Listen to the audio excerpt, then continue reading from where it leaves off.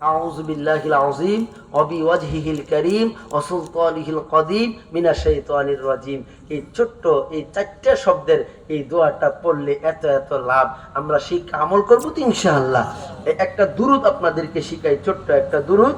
নবীজি এই দুরূদটা শিখাইছেন। এই দুরূদ শিখানোর আগে নবীজি একটা লাভের কথা বলছে। নবী বলছে এই দুরূদরা যারা একবার পড়বো, মাত্র ইল্লা ওয়াহিদান একবার পড়বো হায়াতে, তো একবার পড়ার খাতিরে 70 জন রহমতের ফেরেশতা 1000 দিন পর্যন্ত এই একবার যে পড়লো তার আমল নামায় নেকি লিখতে থাকবো। জোরে কোন সুবহানাল্লাহ। আর এই অবস্থায় যদি এই দুরূদের আমলকারী, এই দুরূদ পড়নেওয়ালা মানুষটার মরণ হয়, এই মরণ হবে ঈমানি মরণ, এই মরণ হইব জান্নাতি মরণ। জোরে কোন সুবহানাল্লাহ।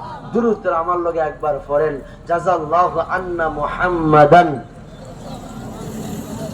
সাল্লাল্লাহু মা হুয়া আহলুহু।